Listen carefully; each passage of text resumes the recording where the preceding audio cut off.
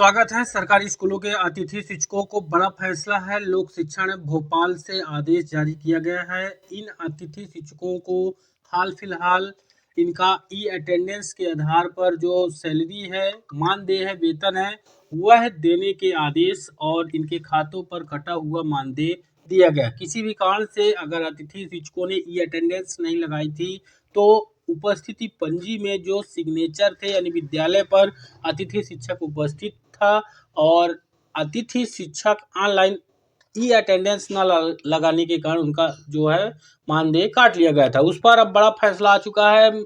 यहाँ पर e attendance में छूट 2 महीने की यहाँ पर दी गई है। जुलाई और अगस्त का जो अतिथि शिक्षकों का सैलरी है वह दिया जाएगा स्कूल के उपस्थिति पत्रक, उपस्थिति रजिस्टर के माध्यम से। हमारे शिक्षक ऐप के माध्यम से अतिथि शिक्षकों की अटेंडेंस लगती है और इसी के आधार पर उनको अनिवार्यतः मानदेय, वेतन, सैलरी देने संबंधी जो नियम है वो बनाए गए हैं। जबकि इनको किसी भी प्रकार से ये अटेंडेंस लगाने के लिए ना तो प्रशिक्षण दिया गया था और ना ही इनको एंड्रॉयड मोबाइल या टैबलेट कुछ भी उपलब्ध नहीं कराया गया था और यह आदेश लागू कर दिया गया। अब लोक शिक्षण ने अपनी गलती को मानते हुए 2 महीने की छूट दी है। लोक शिक्षण मध्य प्रदेश यहाँ पर देख सकते हैं का आदेश है, 17/10/2025 का आदेश है और इस आदेश को अच्छे से समझ लीजिएगा। 2 महीने की सैलरी का सवाल है, जिनका आ चुका है उनके लिए भी।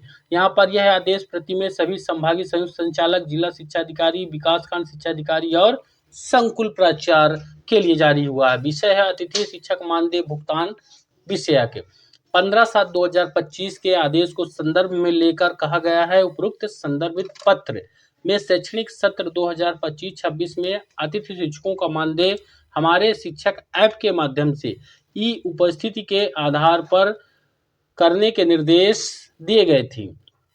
इस आधार पर मानदेय दिया गया है। इस संबंध में स्थानीय स्तर पर जानकारी के अभाव में और ई अटेंडेंस का प्रारंभिक चरण होने के कारण कतिपय अतिथि शिक्षक माह जुलाई और अगस्त 2025 में कुछ दिवस की अटेंडेंस नहीं लगा पाए हैं। प्रशासकीय आधार पर यह निर्णय लिया गया है कि जुलाई और अगस्त माह में ऐसे अतिथि शिक्षक जो किसी कारण किसी दिवस की अटेंडेंस दर्ज नहीं कर सके हैं तो उनके लिए शाला प्रभारी संबंधित अतिथि शिक्षक की शाला में उपस्थिति पंजी के आधार पर सत्यापित उपस्थिति पंजी की प्रति पोर्टल 3.0 पर अपलोड करते हुए उन दिवसों की प्रविष्टि पोर्टल 3.0 पर करेंगे।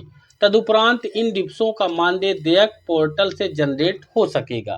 तो यहाँ पर देख सकते हैं जो ऑनलाइन में दिन नहीं थे तो ऑफलाइन में सिग्नेचर हैं अगर उपस्थिति पंजी पर, तो प्रचार उपस्थिति पंजी को या उपस्थिति पत्रक जो संकुल में भेजा जाता है अतिथि शिक्षकों का बना करके उसको वहां पर बना के अटैच करना है। और आगे बताया हुआ है सितंबर से ई अटेंडेंस के संबंध में संचालनालय के पत्र नंबर 26/6/2025 और 15/7/2025 का कड़ाई से पालन सुनिश्चित करना है। शाला प्रभारी और संकुल प्राचार्य और विकासखंड शिक्षा अधिकारी एजुकेशन पोर्टल 3.0 पर संलग्न मैनुअल के अनुसार कार्यवाही करेंगे। अब ई अटेंडेंस की कार्यवाही प्रारंभिक चरण में होने के कारण उपरोक्तानुसार दी गई शिथिलता को भविष्य के लिए उदाहरण नहीं माना जाएगा। प्रशासकीय अनुमोदन के अनुसार के द्विवेदी संचालक लोक शिक्षण मध्य प्रदेश की तरफ से आदेश को जारी किया गया है। इसका उन्होंने सॉफ्टवेयर भी यहाँ पर दिया है 17 तारीख को। ये जब पोर्टल में शाला प्रभारी अपनी आईडी पर जाएंगे अतिथि शिक्षक मैनेजमेंट में तो यहाँ पर आप देख पाएंगे अटेंडेंस फाइनलाइजेशन सप्लीमेंट्री का यहाँ पर आएगा। इसमें जब ओके करेंगे तो उनके सामने कुछ इस तरह से ये वाला जो है ओपन हो जाएगा। यहाँ पर देखिए अटेंडेंस फाइनलाइजेशन सप्लीमेंट्री बिल वर्ग और महीना और नीचे के ऑप्शन आएंगे फोटो वगैरह अपलोड करने के लिए, वहां से बन जाएगा। यानी अगर आपका आ चुका है तो भी आप इसको जो है तो बनवा के, भले ही 1 दिन का है लेकिन 1 दिन की मजदूरी अतिथि शिक्षकों की बहुत ज़्यादा मेहनत से आ रही है तो किसी का नुकसान नहीं होना चाहिए और सभी शाला प्रभारी इस पर संज्ञान जरूर लें और अतिथि शिक्षकों का बना दें। वीडियो को ज़्यादा से ज़्यादा लाइक और शेयर करिए। चैनल पर नए हैं तो सब्सक्राइब भी जरूर करिए। धन्यवाद।